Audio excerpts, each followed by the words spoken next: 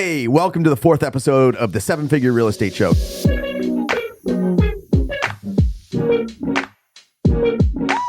Today we have Gaetano on the air, and he is a loan officer in Connecticut. The guy is awesome. He has things figured out when it comes to investments. This episode's absolutely fantastic if you want to get into real estate investing, especially as a first-time real estate investor, whether you're 18 fresh out of high school, 22 right out of college, all right credit. Gaetano has some really, really cool financing hacks for you guys, so make sure you stick to the end and enjoy. So Gaetano, welcome. We just recently met down in Miami. I met you through your mom at a medical conference in Vail. We had a great time. We got some steaks, talked a lot about real estate investing. Do you want to talk a little bit about what you do? We're super excited to have you here today, and I think you have some really, really interesting topics to talk about, especially for that younger, first-time real estate investor. Pumped to be here, man. Definitely. So quick background on me. Grew up in Connecticut, went to an all-boys high school in Fairfield, Connecticut, went to Fordham in the Bronx, graduated from there. Spent a year working in Manhattan, did bond sales, interest rate bond sales.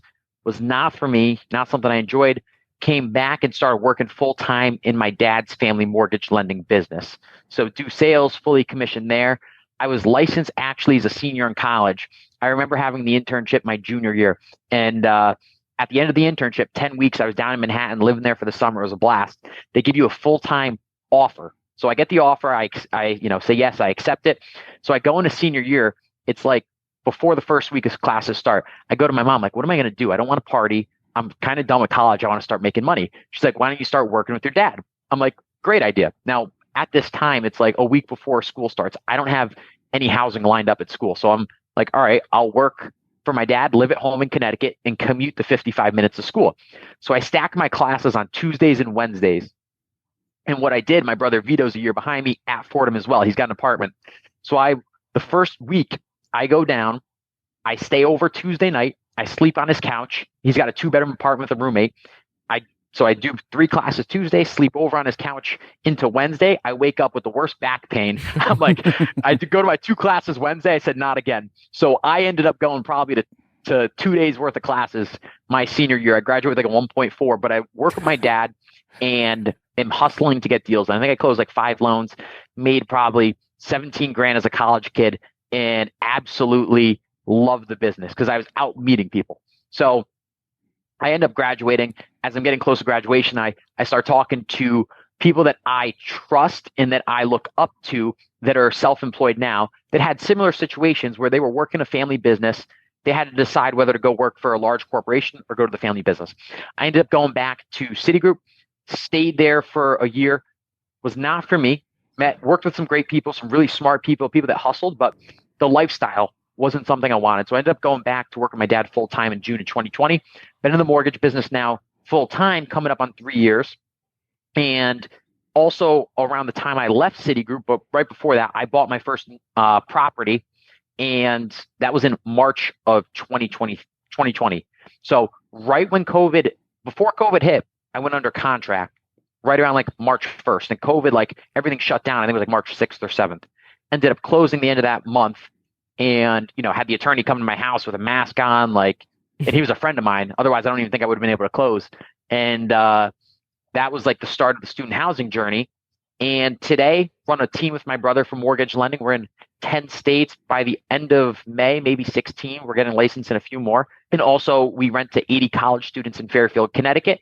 We're under contract on 2 more houses and constantly prospecting for more. So that's a little bit about us. That's really exciting. How old are you, by the way? 26. 26. All right. So can you talk a little bit about first getting your, how you got your first mortgage deal, and then also how you got your first property?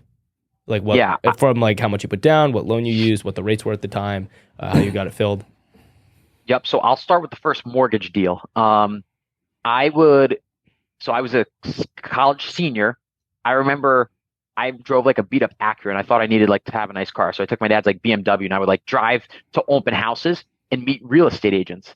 And I would go with flyers on the house. Like, here's like a mortgage plan that breaks down your, purchase price, loan amount, monthly payment, interest rate, cash to close for a potential buyer.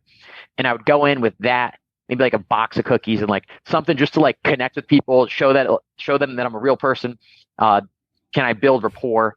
and then give them something of value. So just hustling that way is how I got my first referral, which led to my first deal closing on a purchase in Connecticut. The business is all about getting out, meeting people, growing your network. So that was my first mortgage Gaetano, deal. can I ask you, do you focus mainly on purchasing or refis?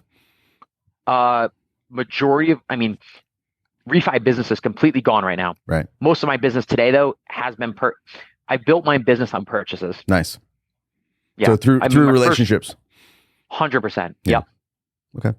Cool. My business, I am on the phones a lot throughout the day, usually touching 15 or so people with conversations, but dialing maybe 30, and then breaking bread. So coffee, lunch, happy hour, dinner, usually do between like 3 and 10 of those a week, depending on the week.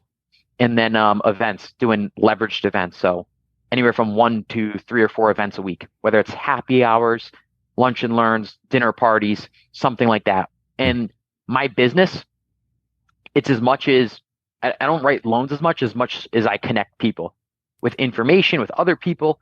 And the more people I know, the more connections I can make. Right. Very cool. Yeah. Very relationship based. First house I ever bought was a single family purchase. I bought it for $650. I put 10% down. I got a gift for my mom for 10% too. So to get started, I was lucky. Had my mom gift me 10% because I couldn't qualify. My debt to income ratio with my salary that I had would not qualify for a purchase price or a loan amount of 90% LTV at a $650 purchase price. Yep. So bought that house, renovated it, and then ended up getting a family in there for the summer after I renovated it. Nice. Were you swinging the hammer yourself, or did you hire someone? I don't know if I ever told you this, but I've never swung a hammer in my life. I'm like the last guy you want swinging a hammer. I mean, my hands look like, they're soft as hell. And but I've got an awesome general contractor, who's a very close friend, that helps us with all of our renovations. And I tell a lot of people, I say, hey, you're nervous about buying investment properties because you're going to have to go fix, a toilet. You're going to have to clog or drain, let's say a shower. You're going to have to deal with problems that come up throughout home ownership or in owning these investment properties. All you have to do is connect the right people. Right. Hire a handyman, get a general contractor who has a whole staff that you could utilize. You're going to have to write a check, but as long as you could write the check, you don't have to worry about the time spent going to solve these issues and also doing the actual work. Well, you frees you up to go actually make money, right? 100%. Yeah. I am very big on what are my money-making activities and what can I be doing to focus on those? Yeah. Once you learn that writing a check actually makes you money, it's a freeing realization. So you can just spend time actually dialing for dollars. 100%. My highest and best use is, like I said earlier, calling people on the phone, having voice to voices, and meeting people to break bread. Very cool. So do you see more potential in the mortgage business as far as like what you and your brother are building, or in the student housing? It's a really good question. I think the student housing business is going to be the long-term play. The mortgage business, so we make money writing loans, helping clients buy investment properties. But long-term, we're going to be able to, I think, make more money in the student rental business. It might not always be student rentals. Eventually, we're going to buy so many properties. Take a step back. If you buy the first 10% of properties, the next 10% is going to be harder. The 10% after that is harder than the previous. So eventually, at the school we're buying, we're going to run out of leg. We're going to run out of room to keep buying there. So we're going to either have to switch asset classes if we want to stay in the town we're buying, or we're going to have to look at other schools if we want to stay in student housing. And then the question is, do we want to start bringing in outside partners to raise capital to put rocket fuel behind it and actually grow a business? Or do we want to do it with just me, my brother, and my brother-in-law and keep it small, control, have complete control and make it more of like a lifestyle business? Yeah. That's cool. So it's create, what you're trying to do is create, you've got multiple streams of income make a wealthy individual, right? So what you're trying to do at the end of the day is create an asset stream that's going to pay you in perpetuity. Is that correct? 100%. Yeah. So if I write a mortgage loan for somebody and I help them buy a 4-unit, property that they're going to live in, I get paid. Let's say I make $5,000 from writing a loan on a $500,000 property. I then will take the $5,000 and use it as a down payment on one of our future investment properties. Right. And then I'll write the loan for that property and get paid on that too. But hopefully, everything that we want to do, we want to tie in a big circle, make it like a flywheel of how we could create income. Mm-hmm. Have you ever done a mind map? You know, kind of like, okay, we want to have this asset, or this business is going to serve this business, and this business is going to serve this business. So it's kind of like a spider web of businesses and asset classes that feed each other. That's kind of sounds like what you're building. Is that correct? I've never called it that, but I've definitely done that where it's like we have the mortgage business, which, you know, it all starts with real estate. If you buy real estate, there's services around that. So you have mortgages to write loans. You have real estate. You could be the actual brokerage. You have property management. We have our own property management company. We pay ourselves a flat fee every year based off the rental income that we make. Insurance is definitely the next thing. We pay a ton. If you look behind me, you'll see like the water. We pay a ton in flood insurance, and also property and casualty. That's another business that I would love to. I don't want to run it, but I would love to partner with somebody because we could refer a lot of business through the properties we own. And then the mortgage business, every time somebody buys a home, they need insurance. Right. That I would love to partner with somebody and grow that business as well. Title down the road, or even a real estate brokerage, is definitely opportunities in those spaces as well. So yes, to answer your question. That's great. It's really cool. Okay, so I'm curious because we've kind of had some conversations, and I've seen you on social media talking about why student housing is so superior opposed to other forms of real estate investing, and you kind of get a little bit of heat on some of these topics. Can you explain to like me and Nick, as if we've never heard about student housing, like why is student housing, why do you prefer it over just a normal single family house renting to mom and dad? I'll give you a real example of Sacred Heart University. It's like 15 minutes from me. If you were to buy a single family home, you buy a 3-bed, 1-bath, you turn it into a 4-bed, 2-bath, you might be able to rent that for $2,800 to $3,000 to a family. If you rent it to college students, you get 4 different students paying $1,000 each. You just took the rental income from $3,000 or $2,800, let's call it 3Gs, to $4,000. So you're able to make an extra $12,000 in rent per year on that house. So that's number one. You're able to make more income versus renting to regular families. The second reason I love student rentals, you get parents to co-sign or guarantee the leases. So you don't have to worry about students not paying rent. We personally, and most people that I speak with, I recommend having one lease for the whole household. So let's say you have 4 kids. You don't want to have 4 different leases for each student, because then you're chasing down kids if they're not paying rent. You'd rather have everybody liable on one lease. Now the parents then guarantee that lease. So if the kids don't pay, you could go after the parents. So that's number 2, having parents guarantee the leases. Number 3, vacancy. If you buy quality assets, the vacancy for student rentals is going to be very low. So every year, you're going to have more students moving out. You're going to have more students moving in, and you could get students from just having the students you're renting to give you names, or you could put it up on maybe certain websites like Jump Off Campus, or you just build a flywheel where you just have so many students renting from you that they're just, giving you referrals from the people they speak with. And then the fourth reason is planned turnover.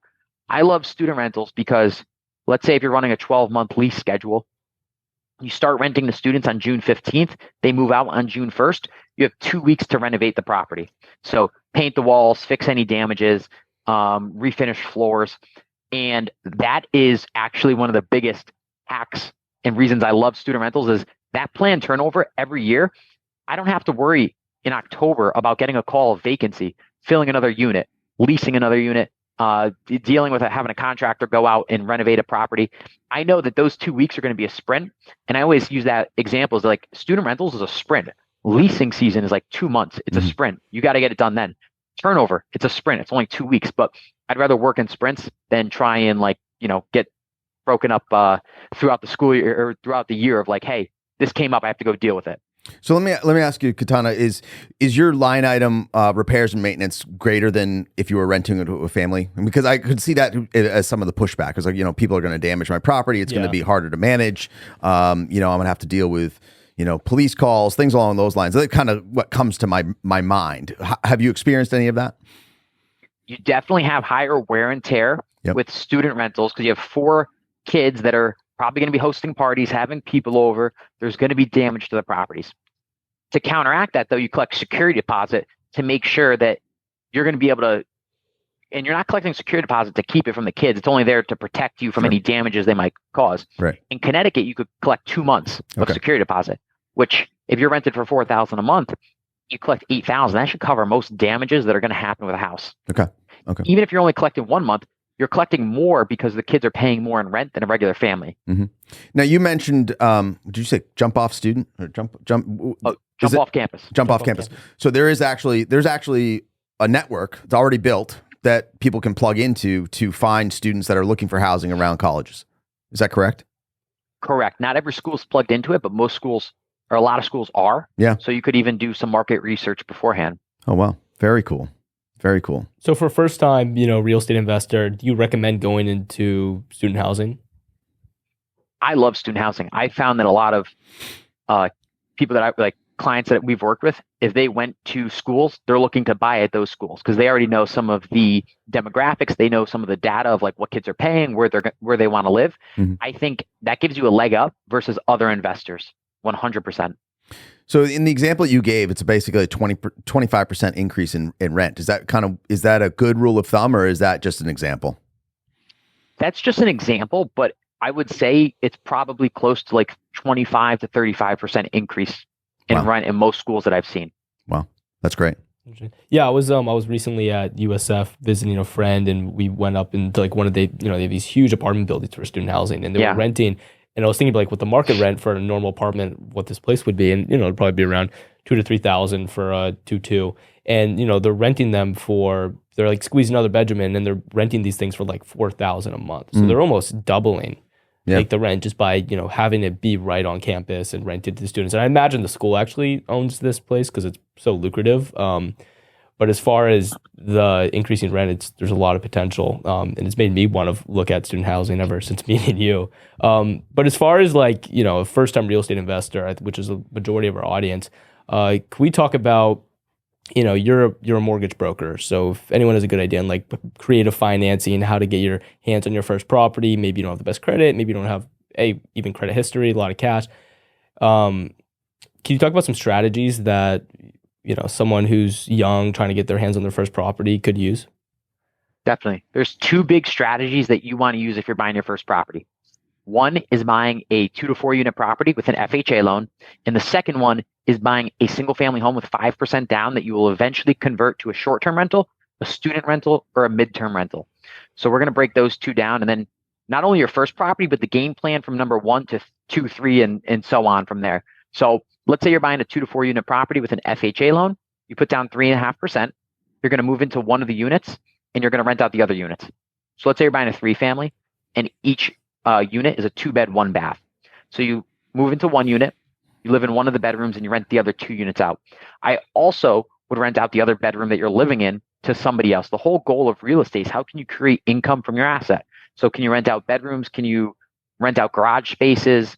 And where can you charge extra money to increase your income? So if you buy a 3 family with a 3.5% down payment, you're buying it for $400K. Your down payment's roughly $15,000.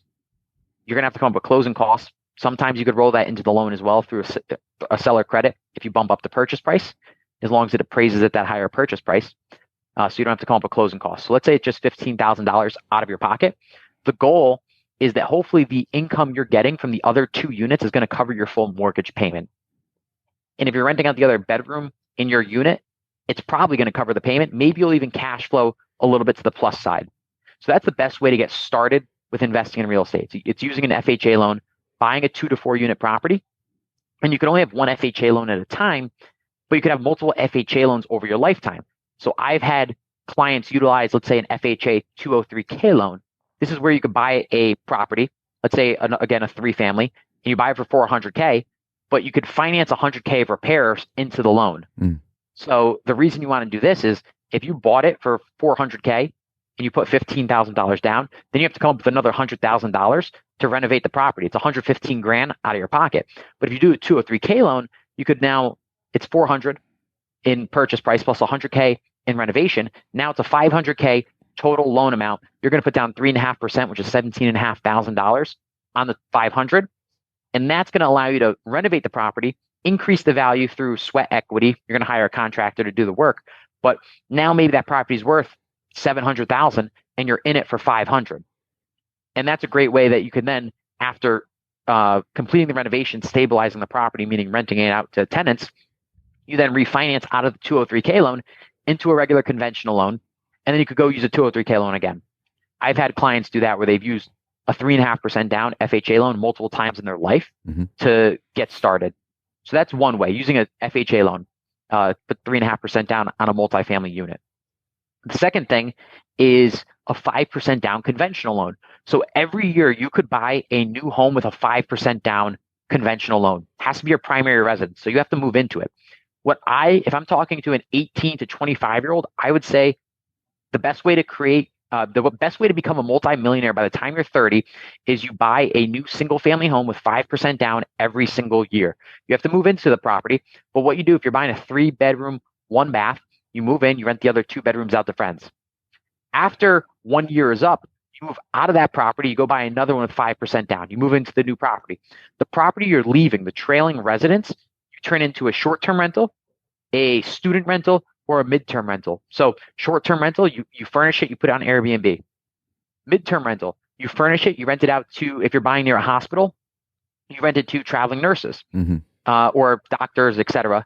And it's fully furnished. Usually 3-month contracts is what these nurses are going to be on. That's an opportunity for you to, and they get paid a stipend, by the way, from the hospital to pay for their housing expense. And then the third way is you turn it into a student rental if you're buying near a university. And you could do that every single year. You could buy 10 properties in one area that's near a hospital, it's near a university. And as long as you're moving into the new one each year, if you're buying it for $400,000, you only need a 5% down payment. It's $20,000.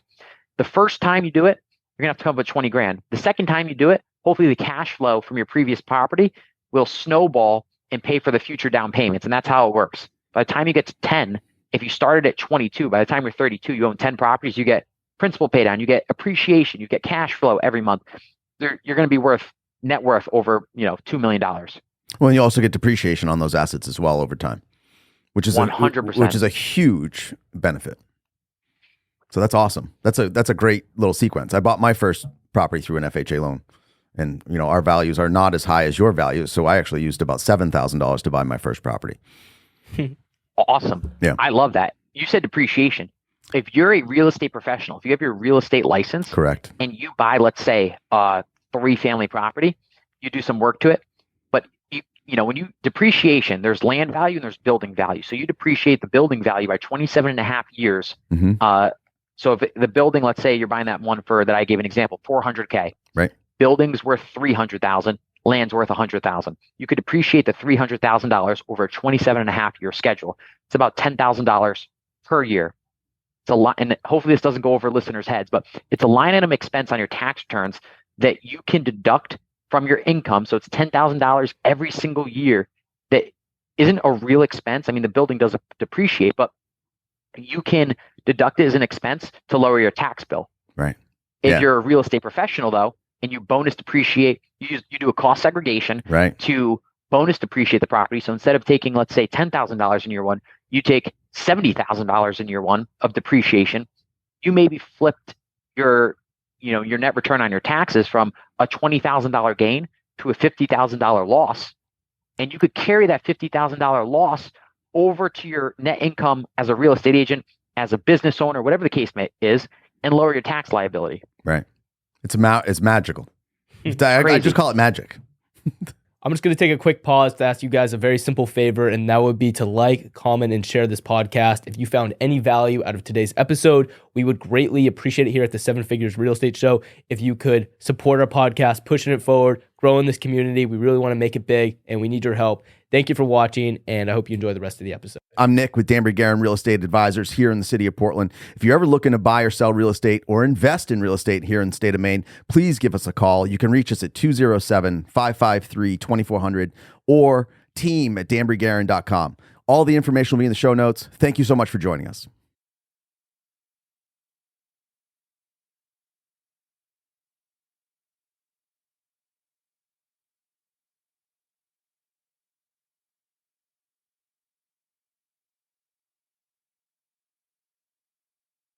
I think I remember when I first started getting into the game of, paying my own taxes and owning my own companies and paying employees and tax write-offs. I was like, where do I even start? I literally bought a car. I was like, I'm going to write this off. I don't know how, but I'm going to do it. And It's simply, it sounds confusing, and I think a lot of people don't even know where to start. But it's just find like a good CPA. Like if Nick actually referred me to my CPA, and they were fantastic. So just ask if you have any friends or family or whatever in your area. Just say, hey, do you know a good CPA? Because odds are, if they're above the age of 30, they probably know someone. Well, and you also start by just start. Step one is starting a business, right? I mean, if you're a W-2 employee, you're paying the highest tax bracket of anybody. So you can start a business, so you can start writing assets off, which is really cool. It's a secret. Agree 100%. And what Nick said earlier about a contractor and writing a check and having somebody else do it, the same thing. Instead of reading the tax code to figure it out, just talk to a CPA. Yeah, exactly. Right. It's just like, I'm not smart enough to figure that out. I shouldn't say that. I make more money doing something else than trying to figure that out. So, correct. Yeah. Yeah. You always hire the professional and just make, you can't buy time, right? You have to free yourself up so you can actually do things that make you more money. It's just agree 100%. Yeah. And one quick thing to note there is, although I still pay a CPA to file my tax returns, everybody should still review the tax returns after the CPA files it, because they might make mistakes. That's correct. Because you haven't shared the whole story, which has happened with me before. Yeah. So definitely double check that. So are you licensed in Maine? Can we refer you business here? No, unfortunately not. How do we do that? I got to get licensed there, right? We've got to make it happen. Let's do it. That's great, man. That's awesome. We're licensed in the Northeast minus Maine. I don't know what we have against Maine, but what's up with that? Are you in New Hampshire? We're in New Hampshire, Vermont, Mass. Yep. You really did like a circle around Maine. Yeah. Yeah, I thought it was Canada for the longest time. Yeah. So I didn't know That's funny. Oh, that's good. So talk about how you structured, your investment properties legally. Do you have them all under their own LLC, and then there's, umbrella corporation? How do you go about separating your liability, and then also, getting the tax benefits of having it under a business? Definitely. So the first thing that I'm going to talk about is financing investment properties. So when you're going to buy an investment property, you could buy it in your personal name and use a conventional loan, or you could buy it in an LLC, but you're going to need commercial financing. What we've done is we've bought every property with a conventional loan. So minus an 8 unit that we bought, we've bought every property with a conventional loan in our personal names. The reason we've done that is usually, this has historically been true so far, interest rates have been lower. We've wanted 30-year amortizations versus commercial financing, usually 20 or 25 years. And amortization means the term of the loan. So when you have a longer term loan, your monthly payment is going to be lower each month because you have more time to pay it off, which means your cash on cash return is going to be higher each month. So we opt for a lower rate and a higher term loan, so our cash on cash returns are higher. Once we buy the property, we're going to transfer title from our personal name to an LLC. So every single property has its own LLC, and then every property just rolls up into like a holding company. So if I buy a house and it's 123 Main Street, it's going to be 123 Main Street LLC, and it's going to roll up to Lantern Point Capital. Mm-hmm. And that's how we structured every single property so far. Moving forward, this is what I've done. This is what I've spoken to people about. When you get to a certain point, though, I don't know the answer to this yet. We're figuring it out as we go. If you own 40 units, 40 different properties, and you have 40 different LLCs, you then have to factor in the different bank account for every property, the LLC cost every year. It's like $150 for every single property. And it then becomes the cost worth the liability protection versus just getting umbrella insurance or doing something different. Mm-hmm. So that's what we're looking at as well. I mean, right now we have every single property in its own LLC and it rolls up to one holding company. Who knows in 5 years if that's still going to be the case, but it's worked so far for us. Right. Kind of a good place to start. Nick, how do you structure your properties legally? So I do it very similar to the way that Gaetano does it as well. And I've started out that way, and I do everything through under my personal name and then roll it into LLC for the same exact reason. I get to put less down. I get better I get better terms, and I get better rates. So it's a great way to start the whole process, because until you get into anything greater than 4 units, you're just dealing with a lot of money. So, you want to go buy $1 million asset, that's a 10 unit, you have to come up with $250,000. So, plus closing costs and all that. So you need about $300,000 liquid. Now it's, so it's just a different game. So just coming up with, being able to, I still actually have stuff in my personal name now because the plan is I'm going to refinance this later. And I don't want it in an LLC. I want to keep it in my personal name. So that's, it's just a a level of risk reward. Would you agree with that statement? I would agree with that statement. The only thing I would ponder or disagree with, I've heard differently, is if you quit claim it from your personal name to an LLC. In the mortgage business, if I refinance a client to have the loan in the LLC, we just have to have them quit claim it back to their personal name. We do the refinance and then they quit claim it back to an LLC. Yeah, that's good. That's a good, so you're just incurring some financing costs and in removing the liability. I think it's a great idea, actually. Correct. Yeah. So, and it doesn't cost much. You just have your attorney flip it back and forth. And you might have to look at like if there's any tax consequences, but if we're flipping it from an LLC back to a personal name and then back to an LLC after closing, and it's only a 30-day window, you might not be paying anything. Yeah, that's true. That's true. Okay, so I kind of want to bring us back to the young first-time investor topic, and you were talking about this 3.5% down payment FHA loan, but buy a 3-unit. That sounds great. But like, what type of requirements would you need as a younger guy, first-time real estate investor, fresh out of college, fresh out of high school, to qualify for that type of loan for $500,000? Because not every 19-year-old kid's going to be making $100,000, $200,000. And what type of like debt to income ratio, what type of credit score, etc. So the 3 pillars that we use to help us qualify, educate, and guide home buyers are credit, income, and assets. So credit, minimum down payment to buy a 2 to 4 unit property with an FHA loan is 580 credit score. We typically recommend 620 or higher, because if you're in that 580 to 620 range, it's going to be very expensive. You're going to pay more in closing costs and the rates can be higher. So assume 620 or higher credit score. Income, the second one. We base everything off a debt to income ratio. So if you make, let's say, $10,000 a month and you have $4,000 a month in mortgage payments, credit card loans, student loans, auto loans, your debt to income ratio is 40%.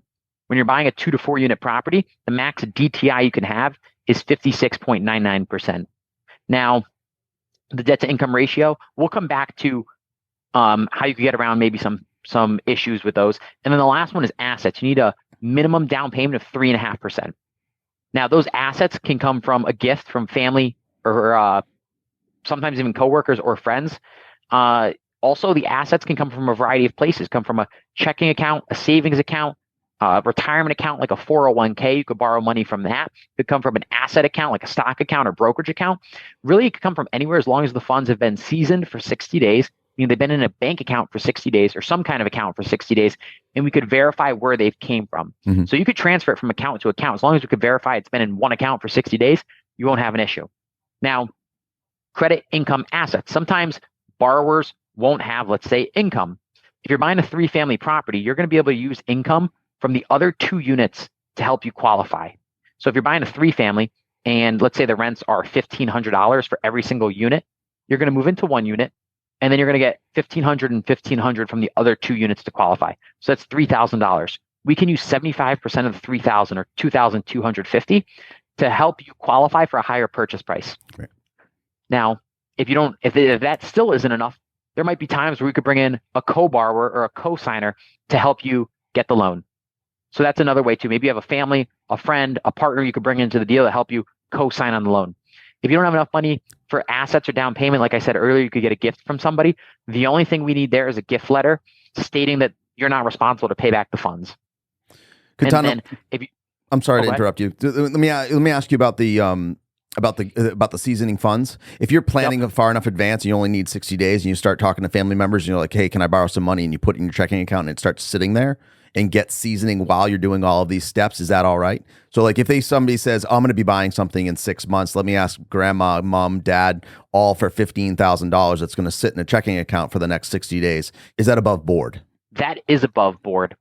And if it's coming from family, we could either just get a gift letter stating that, and it doesn't have to be 60 days, but gift guidelines sometimes state like you can't have your like friend who is no family relation give you the money. If you had him give it to you 90 days before closing, before we need bank statements, and we don't see that it's 60 days, that's a way you're going to get around that. Okay. All right. Yeah. And then I think the last one was bringing on, co-bar we talked about. If your credit stinks, you're out of luck. You can't be on the property. So you're going to have to find somebody else to buy that. That's great. I love breaking it up into the 3 different pillars. That's an awesome way to look at it. We're going to, it's dominoes, right? We're going to knock this one down, knock this one down, knock this one down, and then you're going to be able to buy a house. makes Or actually it buy an very investment manageable. property. Yeah. Exactly. And when you get with assets, sometimes people don't have enough money. So they can't get it from anybody. Then it's like, okay, how much do you have? How Mhm. much do you make each month? How much do you spend? Let's create a budget and get you to where you need to be. But you So could break it down as small, short and small as you can. let me ask you, because what I've struggled with often is, first time home buyers, very, that perfect client that you just described at the beginning of this. I really struggle sometimes where, it's a young couple and I've got the husband and the wife and I'm like, listen, you should not be buying a house right now. You should be buying a 3 or 4 unit. I promise you. And it's usually one or the other. It's not always one. It's one or the other. Is like, geez, I just really want a house. I don't want to do that. So do you run into that as well, where you're trying to convince people like this is the way you're going to set yourself up for financial security in the future, and you really should do it? And I sometimes get a lot of pushback on that. Have you experienced that as well? The biggest mistake I see first time home buyers make is buying a single family home as their first property. Right. The reason for that is if you buy a single family home as a first property and your payment is $2,500, you now have to come up with $2,500 for the next 30 years, 360 months. You have to have that. What that does now, let's say you buy that 3-family property we talked about earlier. Down payments are exactly the same. Let's say the purchase price for the single family home was $300 and you have to pay $400 for the 3-family.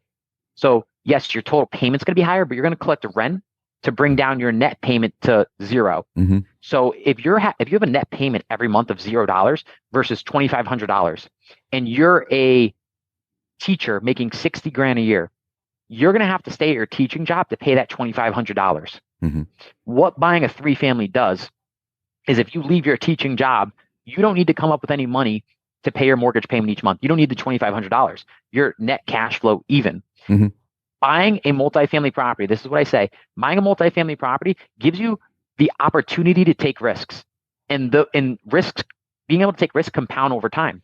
Mm-hmm. So yes, it might not seem like a lot buying a 3-family property, but what happens is the teacher going from $60,000 a year can leave their job and take a risk to be a fully commissioned sales job. You could go from being a teacher to get into the mortgage business and make 500 grand in your second year.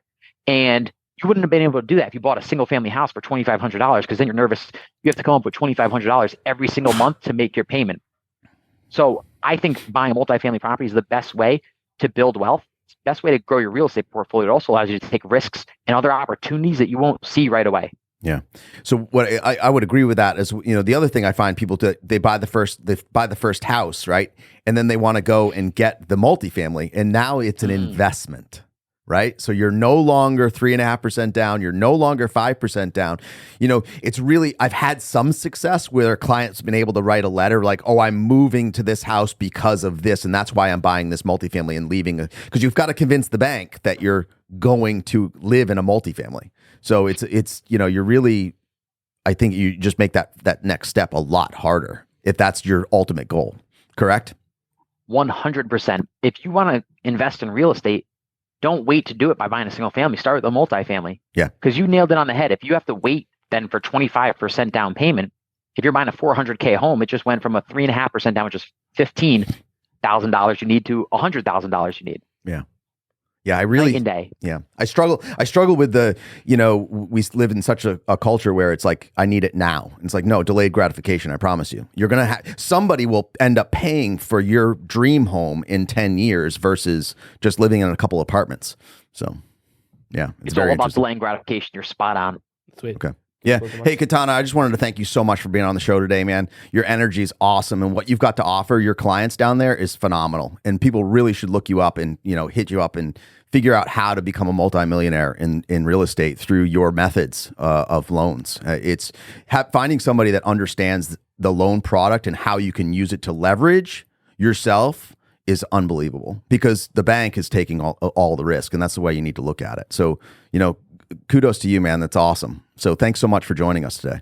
Appreciate it, guys. Yeah, you can find me on Twitter at GCiams, GCIAMS. It's the best way to connect. And like you said, you're using other people's money, which happens to be the bank, to create long-term wealth. Yeah. Yeah, we'll put all of your links and socials in the description. So people go check out Gaetano. It was a pleasure having you. Let's connect. It sounds like you and Nick got some things going on. Maybe do some deals up in Maine. It'd be really, really cool. If I ever know anyone who needs a mortgage in Connecticut, send you a deal. And that's how this game works. It's a lot through connections, kind of like It's all networking, man. That's how you started. That's how we all started this conversation, right? It's all networking. You know, it's really what I like to say. It's a contact business, and you got to get out there and contact people.